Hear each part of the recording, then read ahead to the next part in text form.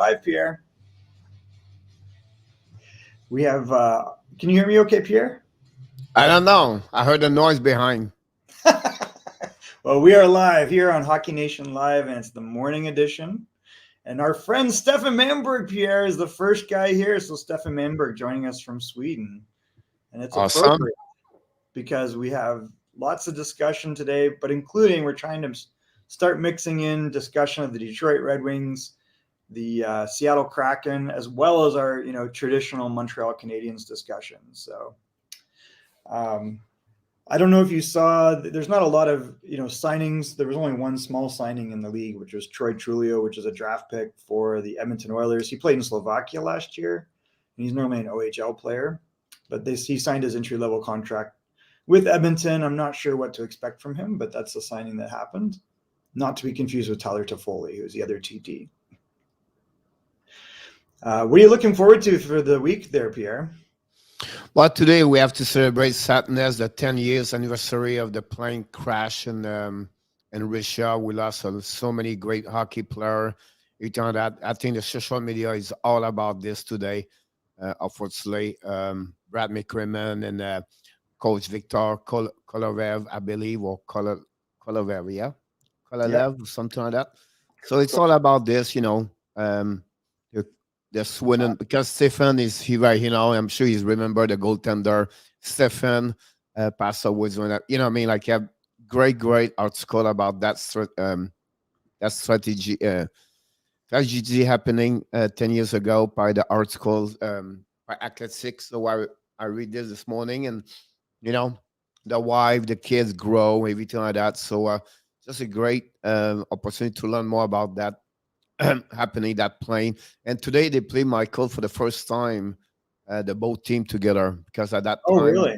Yeah, KHL and Loco was going to play against Minsk, Yep. right? Minsk, yeah.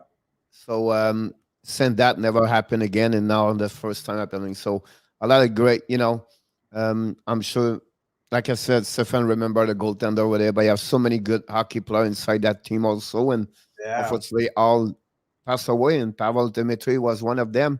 We talked about him like a couple of days ago, about it was the 38 days remaining for the season, and we give an honor about him. So like Ruslan Saleh was a guy playing NHL a couple of years, right? Yeah, a long time in Anaheim. He was Anaheim. So that's really more what we remember the most, right? Dimitri and Saleh, and then of course the coach, the coach, Mick Raymond, every time that. So I think that it just reminds, you never know what could happen, but this was one of the biggest tragedy happening in hockey, to be honest with you. Yeah, it's crazy. I didn't realize he hadn't coached yet. Even like this was like his first trip with them, and he coached in Detroit, and obviously he played a long time in the NHL. His brother Kelly is the GM of the Vegas Golden Knights. Yep. So I'm sure this is a sad day for them. Yeah, I didn't realize it had been 10 years, Pierre. That's crazy. Yep. Yeah, Steven is just mentioned. Steven Leave.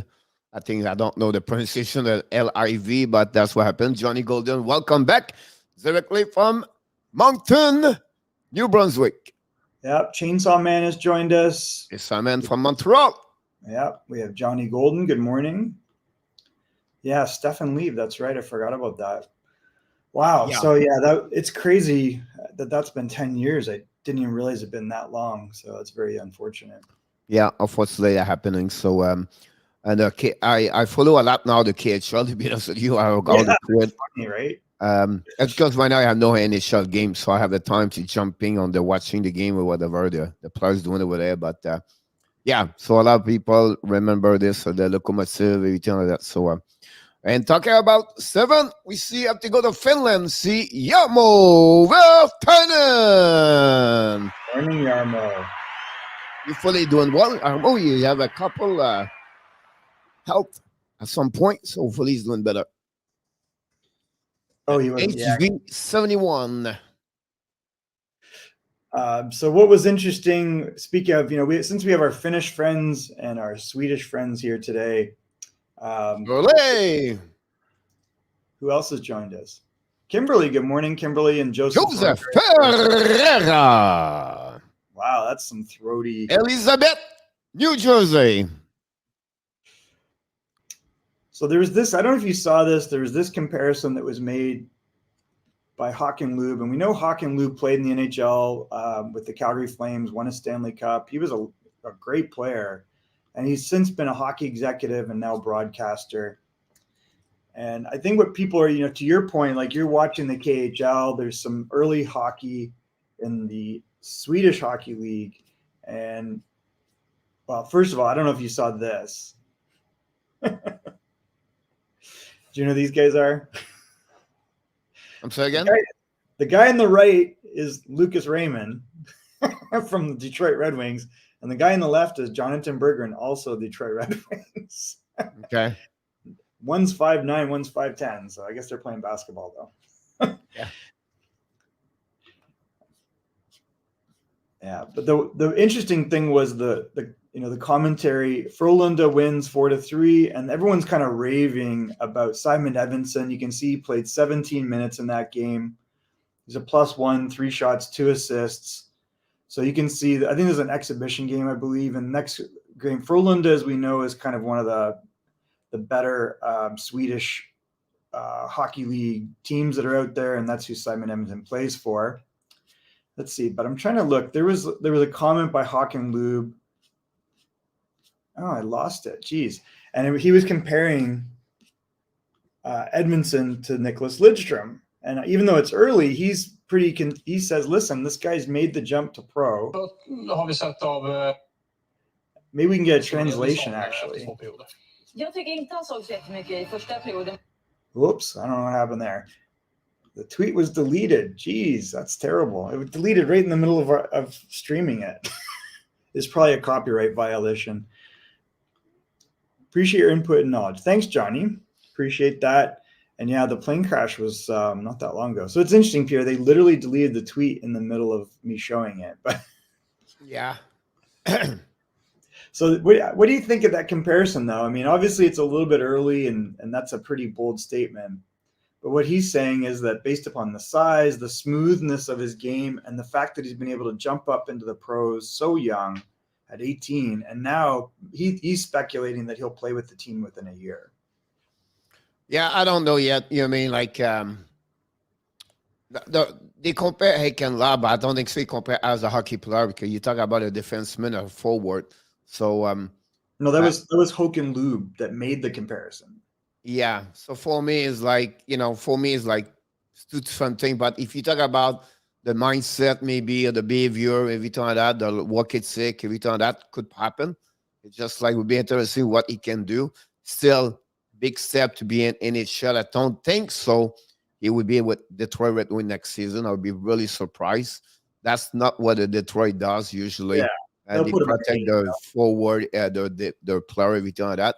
And Kotkaniemi is a great example about that one over there. So only 1.6% of players, Michael, at 18 years old, make the NHL, and they produce at that level. So would be interesting about that for the last 10 years. That's a statistic happening about. So I don't know. I think you have a lot of good skill and potential to become a great defenseman over there, for sure. I thought he like he was what, 6? Detroit was 6. That sounds right. Yeah, 6 overall. Yeah. I think it was after the. No, he's going to be compare him with Luke Hughes. Honestly, during that draft pick, because Luke Hughes get out earlier before him, so that's for me would be a little bit what Kotkaniemi Tkachuk for Montreal, Ottawa. So I believe that would be like the one who I have to compare after that you have as 8. We have 4, 6, 8, and that's the 3 defensemen I believe on that draft. Of course, I don't compare to our one power because honestly it was number 1, but those 3.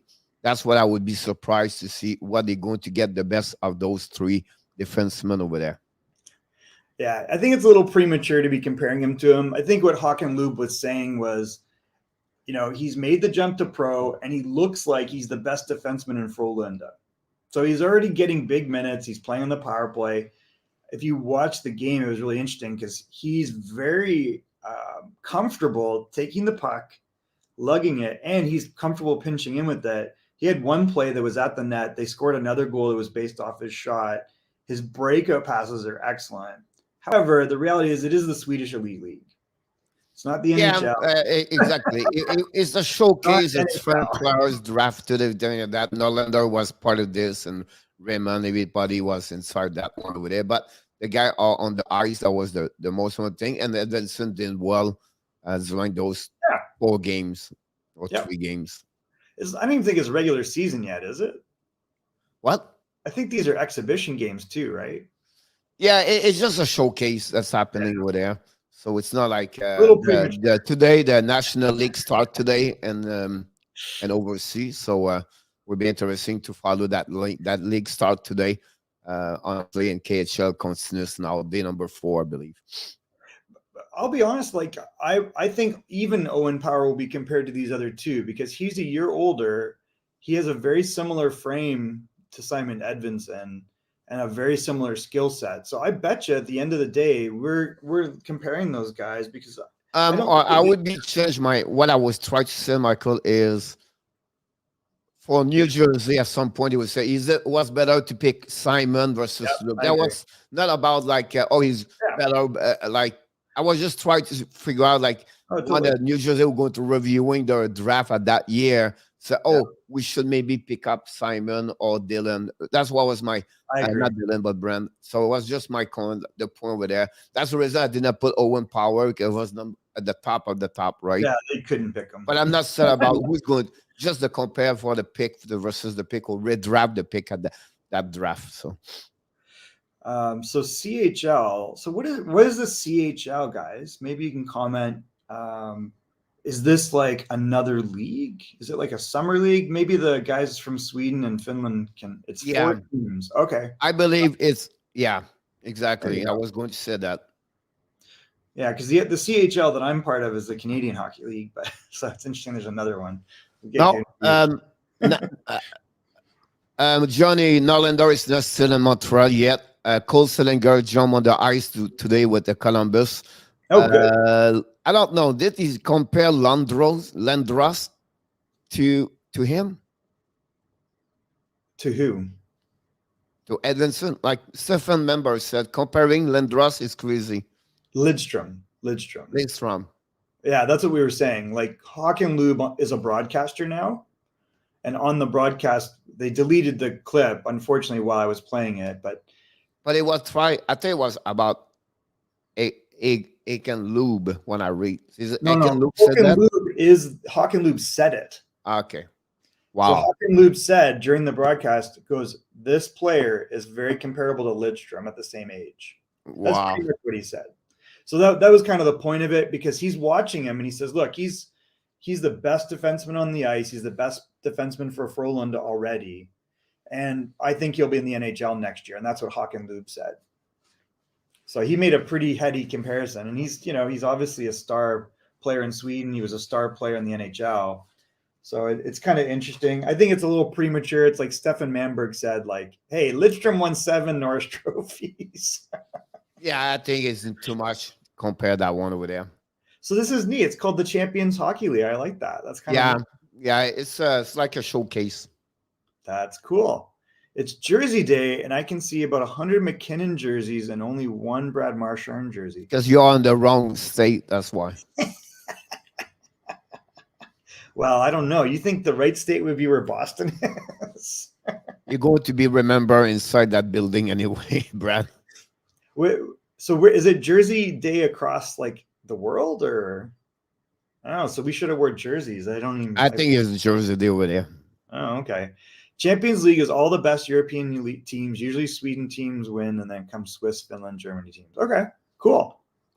I heard today that Subban is going to Toronto. Have you heard this rumor? The rumor was this, like, it was not only Toronto, it was also Boston was involved with that part over there. So they are the rumor about him. But I think that's only a rumor because Toronto have no money. So I don't know what they will get this one over there. But at the end of the day, the retaining money, and also Oh, yeah. the Subban contract, Michael, is not expensive. Is the AAV is expensive, so I don't know how they can handle that kind of money with that part of there. So basically, they're saying New Jersey would retain 50%, which would make it 4.5, but they'd have to have another party in this, or it'd have to be during the year, right? Like where the salary burns down. That's I don't know. Like, would you want PK Subban in Montreal? They Or talk about this. Montreal or Someone Boston. start, it's like anything else, right? You start one rumor and then it comes what it was going to be for 16 teams on the next day, right? Montreal have nothing about him, and Toronto, I don't see him. I don't see Boston make a little bit more sense to me, Maybe. right? But with all the crappy PK Subban did against Boston for many years, why he's going to be like, I mean, he's a target over there. So it's like a shower come to Montreal, right? So I don't know. You never know in hockey anyway, but that's the only destination I can believe Subban can go is Boston, because the salary cap is open up over there. That's pretty much what I can see over there. The DRD is great with McEnroy and what's the next game? The big guy, the Carlo. Brandon Carlo was really good. Right. So he is going to be what? The third pairing defense? I don't know. I don't know. It seems weird, right? Like, yeah. If you look at it, and maybe they think he can have an impact. No, maybe what he can do, Michael, is maybe be an impact at the trade deadline. Yeah. I think that would be someone they will maybe could be trade. He could become a UFA next season. So all kind of stuff like this, I believe would be a good asset at some point. But at that moment, I don't see him part of this. I don't know. Again, like I said. I mean, I guess he would be better than Connor Clifton. He would probably technically be better than Forbort, but be a different role. I don't know. It's a weird fit. Like, I feel like you get some risk with PK because he's going to do what he wants on the ice. Like, he's kind of a free-willing player. And he's, maybe a little bit different in the dressing room. I don't know. Seems weird. Yeah, I'm not sure about that. I could see Toronto doing it because it's like they just look at talent, right? They're just like, it's more talent. Yeah. They don't think about other things, I think. And they got kind of a weird country club atmosphere. I can't see him. Can you imagine him in Toronto with the media? He'd be in heaven, but I think there'd be a lot of controversy coming out. Whether he don't fit on the contract, that's my biggest problem with that part of it. You'd have to make it a 2-team trade, just like some of those other deals where it's like 50-50, and then I just feel it would be more trade for him at the trade deadline. Yeah, I think you're right. Yeah, I can't see this stuff happening right now. All right, I did want to touch on so we've got a lot of activity that's planned for the next few weeks. One of them is this was canceled before, which is the Traverse City, Michigan tournament, and the Red Wings training camp is returning to Traverse City, Michigan. So if you've ever paid attention to what goes on there, it's kind of a neat setting. And then they end up doing not only a golf tournament with the players, they do their training camp in Traverse City, Michigan, but then they also do the prospect tournament. And we know that there's a West Coast prospect tournament. The East Coast prospect tournament, I'm trying to think of the teams, but it has Detroit, Toronto, Columbus. What am I missing? I'm probably missing a couple of teams in that. Let's see. I wonder if they post the games. Well, the alumni game got canceled still. So you can see all the practices are already posted online. But I don't see. I think they're going to close. I think what they said is they're going to close the rookie camp this year. There it is, the prospect tournament. Let's take a look. So we got Columbus versus Toronto. Oh, Dallas is the other one. St. Louis is in there. So you can see the games that they've got posted. You can see this, right, Pierre? Yeah. Okay, so starting September the 16th, you can see that this is probably going to be really interesting, especially for Detroit, because I think Detroit has an absolute ton of young prospects. I don't know if there's any other teams here that you're interested in seeing young players for, but definitely Detroit is a bunch of players that we're going to want to see, maybe including Simon Edvinsson. I don't know. Will Simon Edvinsson be at their training camp this year? I would think so, right? That'll be interesting to see. But you'll definitely get to see Lucas Raymond. You're going to see Jonathan Berggren, who we have high hopes for. You're going to see Moritz Seider and so many of the other young prospects that are coming in, Albert Johansson. I wonder if you'll see Veleno and those guys on this roster. That'll be interesting to see. I don't know if they've announced the rosters yet, but starting September 16th. Yeah, many teams did their roster up already. Yeah, let's see if they have it. We'll take a look for that in a sec. But you can see the first game is Columbus versus Toronto and Detroit versus Dallas. So you basically get to see all their young prospects in this tournament. It's usually a lot of fun. And I think they broadcast the red and white game at the end of camp also. So that's the other thing to look forward to is you'll see the championship of this. And then at the end of the rookie camp, there's a red and white game between the best prospects on Detroit on both sides. So I don't know if they're still going to do that. I don't see that in the schedule. And then we've got training camp coming right after, right? So the 23rd, I think, is when training camp kicks off. And most teams are kind of in this realm. So for me, I'm definitely excited to see how Lucas Raymond and Jonathan Berggren do. It'd be interesting to see some of the other prospects that are coming in, but those are kind of the two. I'm curious to see how close they are to being NHL ready. Good morning to Alan Barsness. Can I make it bigger? Oh, sorry. Yeah, hold on. Let me go back.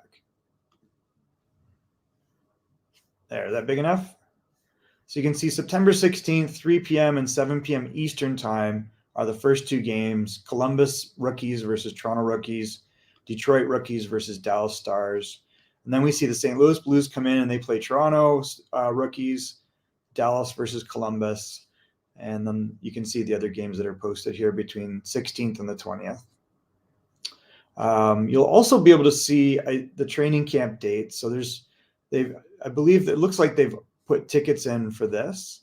So this is the full camp, which begins, let's see, there was a schedule they had. Where'd it go? Oh, on the tickets, sorry. So this is also in Traverse City. You can see it's a very small, intimate rink. And then they're going to have tickets starting the 23rd. You can go watch practices, 24th, 25th, and then there's the red and white game on the 26th. And usually that's broadcast online. So this is an opportunity to see young guys with older guys split into two teams. So it's the full camp. Yeah, Detroit has some really exciting prospects. I would agree. When I start looking through it, and I know you've mentioned this player, Emil Viro. And I forgot about Parsonen. Is it Timo Parsonen? Is that the guy's name? Both are Finnish players. Correct. Good morning, Bud the Monkey. Thank you for joining us. Don't get in trouble at school. All right. So as far as young players go for the Red Wings, we know that they've got a lot of young prospects. I'm curious if they've posted the rosters. So rookie camp rosters, Traverse City. Let's see if it comes up.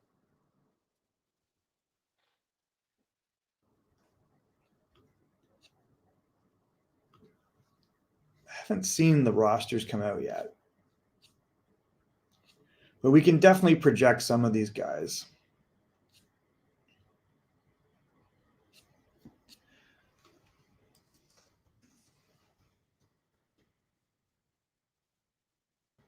Oops, there we go.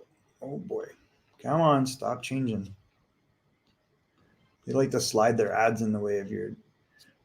Actually, that's a player that I'll be interested in seeing in regular camp is P.S. Suter, how he does. But from a rookie point of view, I would assume that we're going to see, like we said, Lucas Raymond, Simon Edvinsson, I would think would be there, Moritz Seider, Albert Johansson, Emil Viro makes sense, but is here.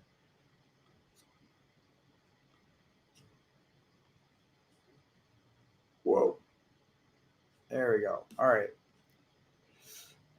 Donovan Sabrango would make a lot of sense. I would think that Joe Veleno would be in that camp. Player that remains unsigned, actually interesting, is Giovanni Smith. So it'll be interesting to see what he gets signed at. And I would expect to see Jared McIsaac in there as well. So, and I think the other big one is Sebastian Cossa. So when you start looking at it, they've got a lot of good young prospects that kind of give them a little hope. I think they're still a little ways away from being in the NHL, but it'll be an opportunity to see how close they are. Do you think Fabian Lysell is better than Mason McTavish? What do you think, Pierre? I know Boston picked him. He was a little bit later. Is he? I think he might be an overager, right? Is he a 2002? I believe he might be. I mean, my feeling based on the U18s, Pierre, was that Mason McTavish was moving up in the draft because he was very dominant in that tournament. And that's really the only chance people have gotten to see him. He's also played in professionally last year. And I don't know. I thought McTavish showed that he could be like at least a number 2 center in the NHL. Yeah, but what he said, he was asked if Lysell would be gone before that. Yes. I think he got him at 11 or 12 overall pick. Yeah. Or maybe not. Boston was a little bit more. Like might have been a little later. Oh, yeah. I was thinking about Sillinger. So he was like 18, I believe. Yeah, that sounds something like that, right? It was like 16 or 18. So Fabian Lysell at the beginning of the draft, maybe 21. a couple of days before the beginning of the draft, maybe 10 days prior to that, the stock market of Lysell was really close to 10 to 15. Mason Davis, for many months, it was not. It was more about between 8 and 12. In the last couple of days prior to the draft, go down and then McDavis go up. I think you're right, Brad. I think is really where he should be is between 10 to 15. That's really what Phil should be about that one there. That's motivate him. He got a lot of good work for him. He's on the ice all summer. You still believe he can be the Cam? Again, I don't think so. But really interesting. I think Boston make a good pick with him. Good scorer, good sniper, like that. So Skate need to work a little bit more. I think a good hard project for them. Yeah, I mean, I think the book on Mason is he's willing to play physical. He's a very good playmaker, and he's got a really good skill set. And he played a little bit of pro, and I actually wasn't surprised to see him go where he went because based upon what was in that U18 tournament, which I think was kind of a deciding factor for a lot of teams. And I think the other player that you see that out of that U18 tournament was our own Olin Zellweger. So both those players had amazing U18 tournaments, and they both jumped up in the draft quite a bit. And Anaheim took them both, so I think they were there. But Boston, the type of Boston play, I think McDavid would be a better player for them. Oh yeah, but I think Anaheim's thinking, hey, this is kind of a Ryan Getzlaf type guy. I don't think he's quite as big. I think he's like 6'1" maybe. You know, and Getzlaf was a lot bigger man, but he plays a similar style to what they would want. Yeah. But I think he's more. I think in the future you go, hey, Trevor Zegras is our first line center, and Mason McTavish might be our second. You know, that might be 2 or 3 years down the road. Well, a little bit what Iman does for the Toronto and what he's going to do with Edmonton, right? So that's McDavid with a little bit better skill, I believe, at the end of the day. But I think that's the player who pick up the puck and check hard. Yeah, well, he definitely hits hard. Who do you think will have a better career, Wallstead, Sebastian Cossa, or Spencer Knight? That's a tough one. Knight. You got to think Knight is like the safe pick there. It'll be interesting to see Sebastian Cossa because you've got to. I mean, I think we were all projecting Jesper Wallstedt as being the top goalie, but you heard the rumblings where people were like, I think Cossa might be better. I think the question is, who do you think have a better career? Yeah. Because I was not in the same class with them. I think first of all, Bob, you did a good question there. Yeah, as you said, I think it would be better if Michael compare both. Who would have better career, Wallstedt or Cossa? Yeah, I think that's a closer comparison because they're in the same draft. Yeah. Spencer Knight, we've seen the guy can already make the jump to pro. Like he's already a pro. I don't think Cossa and Wallstedt will be jumping to the NHL as quickly as he did. So you've got to say overall, you got to think Spencer Knight's a pretty special goalie, and he'll probably project as having a better career. It'll be interesting to watch. I don't think you'll be able to give that answer for 4 or 5 years probably. And by that time, who knows? Like Cossa might take 5 years to get to the NHL. Wallstedt might take 5 or 6 years to get to the NHL. It just takes time for goalies sometimes. So it's going to be interesting. But I would say right now, Spencer Knight definitely is ahead of them on the curve and probably remain so. Could Lysell turn out this is what I'm thinking, Pierre. Could Lysell be the next Pasternak? It's a big shoes to fill up because It is. Pasternak is top of the best 10 player maybe in the NHL. So he's 24 years old and he scored a lot. So it could be like this, but to say he would be like the next one, I'm not sure. But he has, kind of player like him could be, but I don't know if he can score like Pasternak. I think that's a big jump for sure. I think where there is maybe a comparison is, hey, this is a player that we got 21st, and he makes the jump to the NHL in a year or two. I don't know if he's going to be as dominant as Pasternak is. I think we were all like looking at this guy like, is this for real? And yeah, it's for real because he wasn't drafted that high. So Pasternak's absolutely been a steal for Boston. And in that sense, it might be Lysell. Like you might have an NHL player here. There's nothing to say that this guy can't be an NHL player, but I don't know if he'll be. I mean, Pasternak's like top 5% of the NHL, so that's a pretty special player. Michael Rosenblatt, thank you for joining us this morning. Joseph is here, obviously. Do you think Pasta will decline if Marchand and Bergeron retire? That's a good question. No. I don't think so, but, it's hard to say because they are an excellent unit. And he has 2 elite players with them. So, but he's still a very, very talented player, Pierre. It reminds me like, any others, it's like put Ovechkin to Pittsburgh or Edmonton, he will constantly score. Now you're going to say, oh yeah, but Backstrom, those kind of players, they will score. Pacioretty did the same thing, score in Vegas, was in Montreal. Those kind of players like that, with the kind of talent they have, put him anywhere, they will produce what he's supposed to be. I think so. I think he's such a talented player and he can create his own shot, but it definitely helps playing with those guys. But I don't think. Yeah. But I don't think like when he's declined, it's like from 35 goals to 12 30. Or 15. I don't see them. No. I don't see that. He's not going to fall off the face of the planet. He would play power play. He would have his chance. He would score. I would agree with that. Like decline for me is a big step. Like it's really low. It's like, like I'm not talking about 5-6 goals. It's like 40 goals to 20 goals or something like that. I don't see that. Yeah, I don't see that either. Who do you prefer for Dallas? Oh, and Chara, I don't think has made a deal yet. I'm not even sure if he's decided he's going to play. He's not. You have no deal yet for him. Yeah, I think he's the one that people are waiting on. Do you prefer Pavelski or Hins as the second line center? I don't know. Like, does it matter? I think you could have. I think they're kind of 1 and 2, and you can interchange them. Hins definitely projects. Like he had great numbers last year. Pierre. I was like, and we know that Pavelski doesn't seem to have lost anything. So I don't know. I think Pavel is two different player a little bit. Pavelski is more an offensive player, I believe.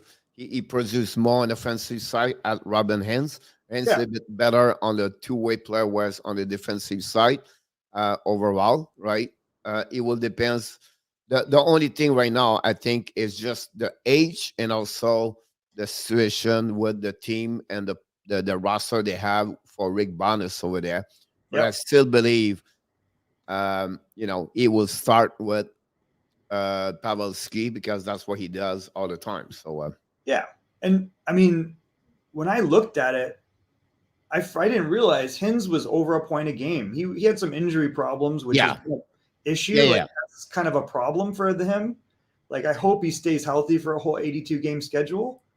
But man, he was was a break season for him. Honestly, never been that way, right? Yeah.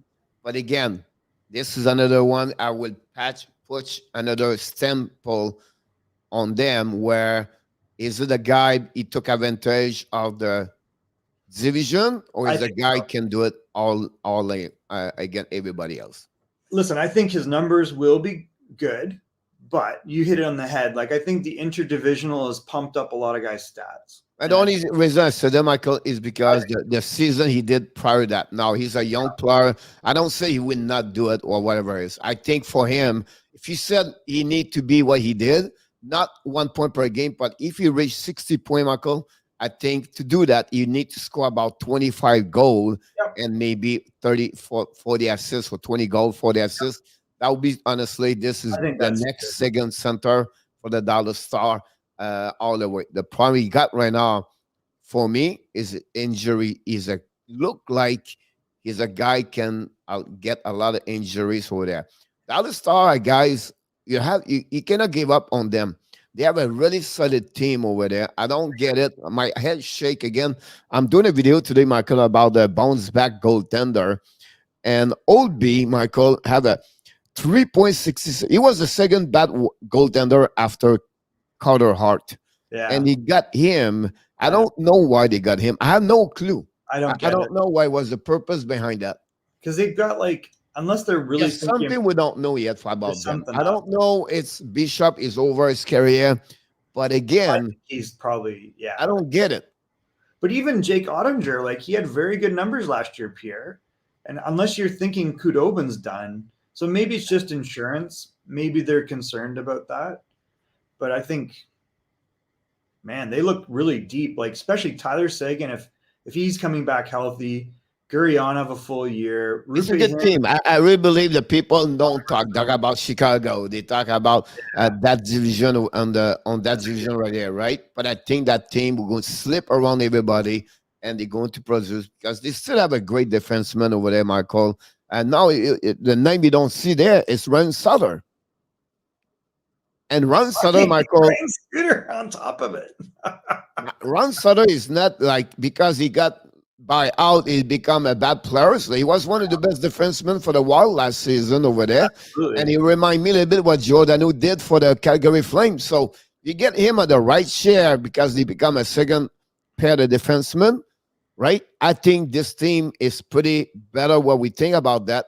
And again, I still believe we did not see the best of Kuryanov. I believe he can become a 20. Now Radulov is back in the lineup. Jason Robinson have a second year. We'll see what he can do. Yep. And I think that team overall, and I think that team is pretty solid team. They're very good, Pierre. Like those first, even the fourth line, like to get Raffle, Glendenny, and Como on your fourth line, you can trust all these guys. Yes, where like they can experience over there. The part of play defensively, everything like that. This is pretty good. We're still not sure about Kiviranta, and then right now we don't talk about any prospect they have. None. Right. And then I mean, this is a crazy top six, really. Like we underplay what Sekera. I think we don't talk enough about Akapa. I think I don't know why he's. It's someone I need to follow more because. Someone go from Anaheim, go to Carolina, and Carolina let him go right away. Something's going on with Akapa. We don't know. Is it? He's not good enough? Is his speed? I don't know yet because he's a big guy. He's almost like 6'6", I believe. Is he that big? Wow. He's a big guy. He's like 230 pounds, something like that. Jeez. I don't know. I think I'd have to watch him a little bit more, but I thought he was pretty good. I'm pretty sure he's a big guy. I don't know if you can click on it, but let's look. If they would let me. Yeah, he's 6'5". You're right. Yep. Oh, he's a monster. Yeah, he's a big, tall guy. I don't know how heavy he is. It says 218. Yeah, Mo's all right about that. All right, so we saw this rumor. I don't think that I would be shocked if they trade a young defenseman like this in Chychrun because he's still young. He's like 23. I can't see trading him for only 2 first-round picks. And Bud says that the rumors were not true. Did you know Hubie was top 7 in point per games over the last 3 seasons? Yep, he's an excellent left winger. I think he's a top 5 left winger in the NHL. Dallas is like the Finnish mafia team, kind of, right? Like there's definitely like some Finnish guys in here. Rupe Hintz. You've got the defenseman and Hesakainen. Oh my God, this is crazy. Hesakainen, Lindell. Klingberg is Swedish, right? But Hakanpää. And then on forward, Kivirantas played very well for them. I don't know. Do they have anyone else? That's probably it.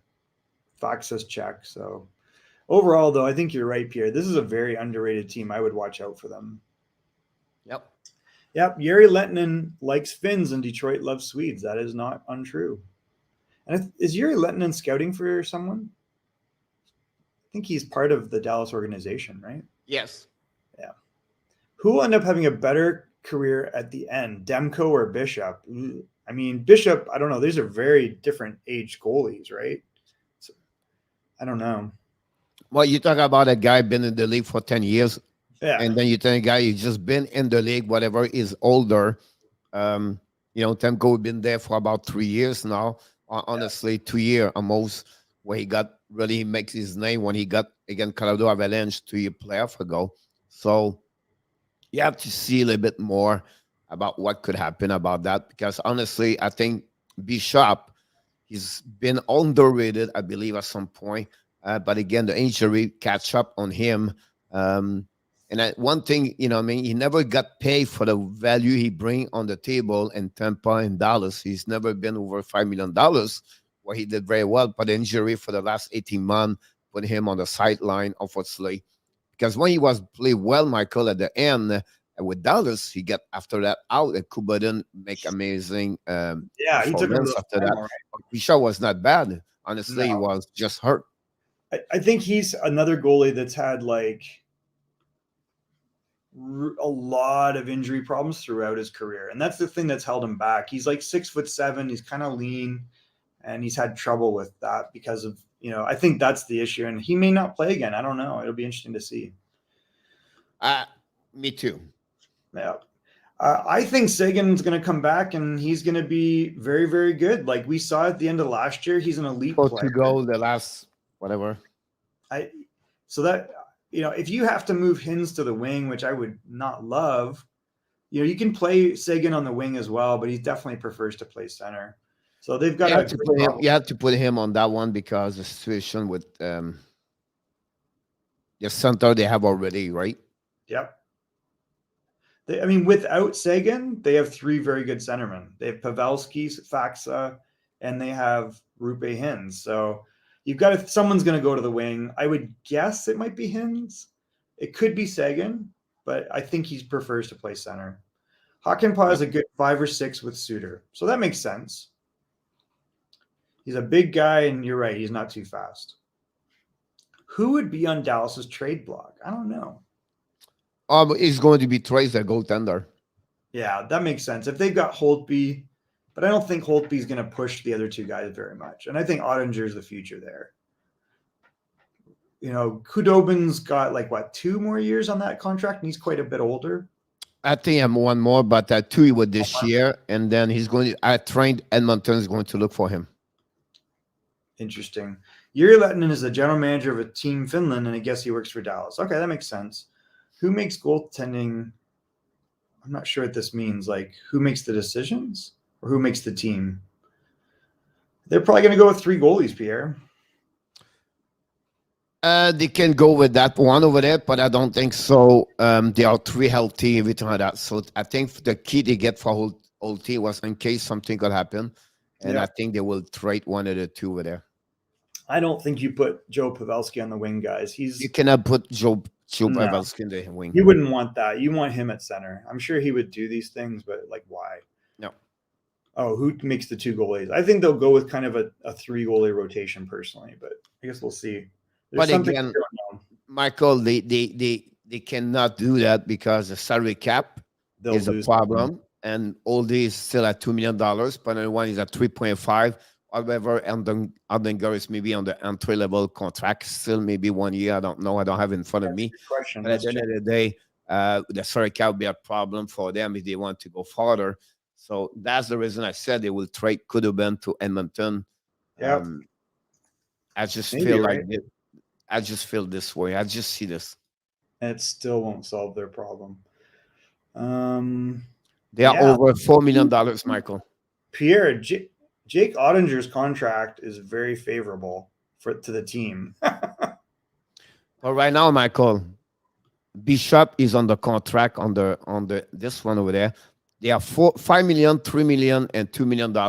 That's not including Ottinger. Yeah, so he had really good numbers, and in the NHL he makes $832, but he's not making that much money as a base salary. So he can drop down. The roster size is 24 players right now, Michael. Interesting. So they have to cut one or that one over there. And I think, I think Gartner will be the one, or K. Rowe. I think Gartner will be the one. And I think they have to cut one goaltender. They will save money there. So you can see now, can they put Ben Bishop on the long-term injury reserve? That will be another thing. They can save $5 million over there. You still have an MTNC, so it will be interesting about that. And they have to move up Oninger, who is a 925. That was said. He's on entry-level contract. That's the last one over there. But still, I really believe could have been. It's going to be a goaltender for Edmonton Oilers. Hope not. How easy for Smith to decline? Smith is what he is. I think he'll be fine. He takes his fitness very seriously. He's a very intense competitor. He's not perfect. He's not a perfect goalie, but he'll be fine. He'll be what he is. The problem will be like, what else, right? Like, what else do they do there? Because he's not. Well, the problem with Mike, you talk about Mike Smith, right? Yeah, the point he's going to get, Michael, is this part. He's going to be, he took advantage of what happening last season, right? Half schedule, and at that age was good. Now he have to carry on the load. He cannot go with Koskinen. It's impossible. No, it's not. So possible. He have to go right now with 40 game. And I don't think, and you can see during the playoff, Smith fall apart. The fatigue, the carry on, everything like that. So for me, as what he is right now, a goaltender number 2, that's what you should get for Mike Smith, and go get a goaltender somewhere, somehow. Where, Michael, there was so many great goaltender in NHL this year on the carousel everywhere, and to see how Edmonton do nothing, I don't know what they are thinking. We saw before when Koskinen tried to run things, it did not work. Mike Smith has had injury problems, including, I think, last year. So I think this is, risky. To not fix this situation is silly. And then to trade away from a young star goalie is stupid. It just doesn't make a lot of sense to me, but it is what it is. I did want to touch on one thing, which is we haven't heard a lot coming out of Seattle about a few things. One, they continue to have arena problems. They're supposed to have launched the community rink, which should be their practice facility. So that we're expecting that has happened in the last week. I have to double check, but that was kind of happened. I think they make all its front. They did all the picture, everything like that. I think happening last week. Yeah, so I think they officially launched the community rink, which is good. That's what I'm talking about. Right. Yeah. So that is positive. We know that it's going to be interesting because they haven't announced anything about training camp yet, Pierre. So right now they don't have dates for their training camp. They're just saying mid-September. So it's pretty late in the game to be doing that. It doesn't look like they'll have a rookie tournament or a rookie camp. Now, maybe that's normal because they probably don't have a lot of prospects yet. So that maybe they'll just run one camp and that'll be the end of it, right? Yeah. But it's definitely like, they're basically saying there's no firm date still. And here we are, September 7th, and you've got 2 weeks until camp. So it's a little bit strange. And they're saying they're going to have a prospect camp too. So that's interesting. And then they're saying later. So, they probably are projecting that they're going to be able to, have these game or these practices. I really wonder if they'll be able to do it in the community rink. I have to check on the status. I think it's been announced. I've heard different. Said it would be at the Kraken Community Iceplex. Yeah, that makes sense because that's going to be their practice facility anyway, and they've got the draft, and I think they got the ice plant in. For the rookie camp, they invite the goaltender, Seattle Thunderbird goaltender, Thomas Milik. Oh, we lost you. Yeah, so I think Pierre's right. Thomas Milichek from the Seattle Thunderbirds. Yep. He was Team Canada's goalie, I believe, at the Adrien, welcome. This is a pretty good goalie, Pierre. He played for Team Canada at the under-18s. He is we're projecting him as one of the better goalies in the league this year for Seattle. So I think he'll be really good. So it's nice to see him get an opportunity. Oh, it's interesting. This is the wrong year. Hold on. Preseason, I guess they'll come up, or last season. Geez, I need to update that. Yeah, there we go.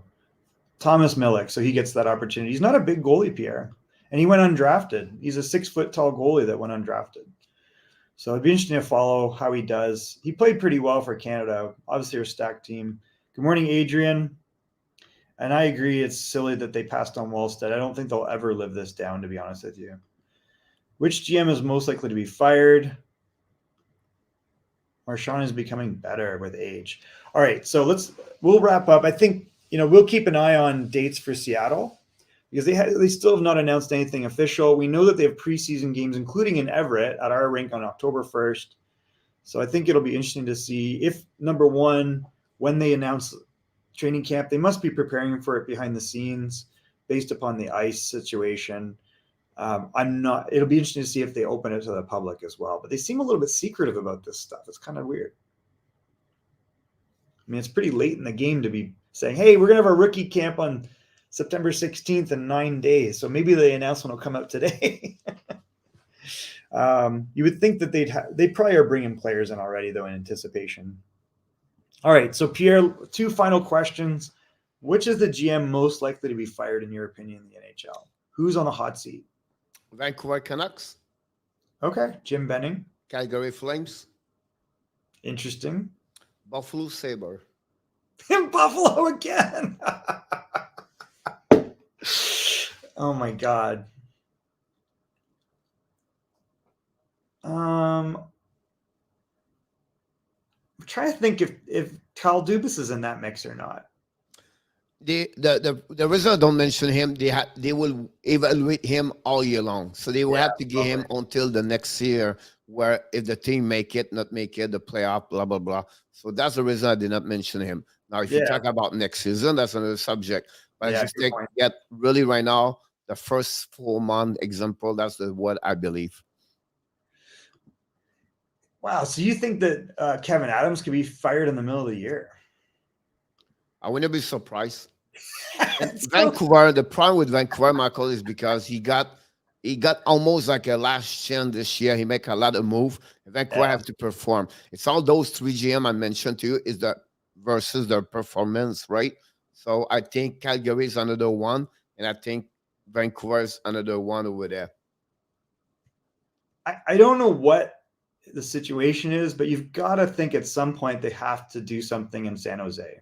Wilson is stuck over there, unfortunately, year after year. It's another David Boyle over there. So that's the reason I didn't mention him. On my head, he was there, right? It could be at the end of the year. I'll be honest with you.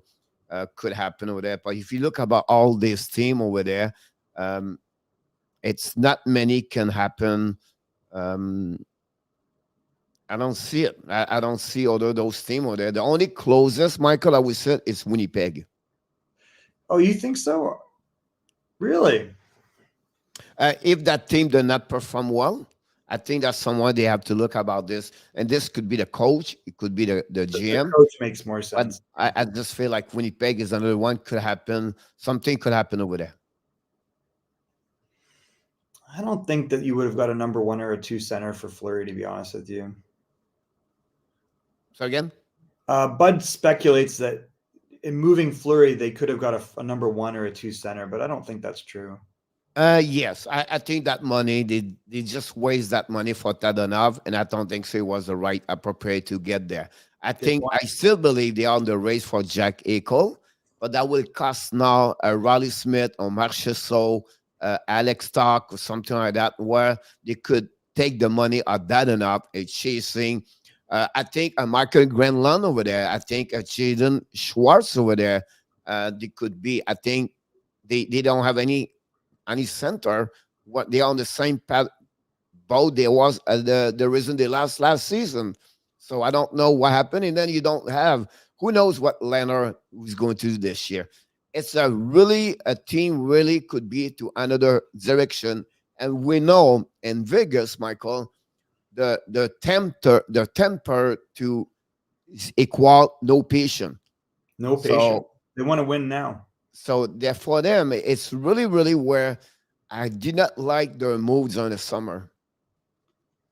I was surprised with the Dadonov move. Yeah, I thought that was very strange. And to answer your question, I think that Jarmo Kekalainen in Columbus is probably safe. He's not going to go nowhere. I If he had to go somewhere out, Yamo, it was last year. It was after the season just passed. I thought he would be on the Thunder, but he did not, and that proved me they believe on him for years. And I'll be honest with you, the reason why, Michael, is a cheap team, right? Is a team don't have the every penny count. And what is really good about this Kekalainen is on the penny, he's really hard on negotiation, everything like that.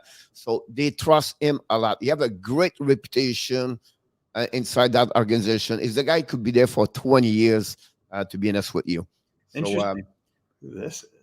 So for me, he will not go nowhere. That's my I could be wrong here, but I believe, and honestly, Michael, with all what he have to do for Columbus to survive, another goaltender, Michael, I will say to you, I'm going to talk about him today, is the bad year of Korpisalo, and nobody talk about this.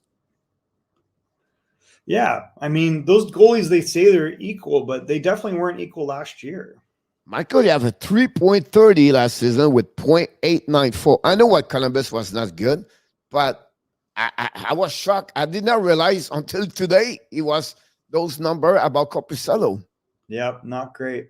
Pierre, unfortunately, I have to go. Thank you for joining us, everyone, this morning. And thank you, Pierre. I really appreciate your help on insight on everything. Have a good day.